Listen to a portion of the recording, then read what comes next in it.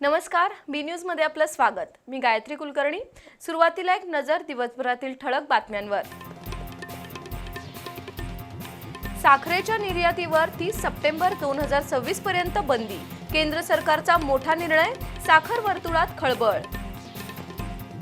पोहायला गेलेल्या शाळकरी मुलाचा पंचगंगा नदीपात्रात बुडून मृत्यू। इचलकरंजीतील घटनेमुळे हळहळ।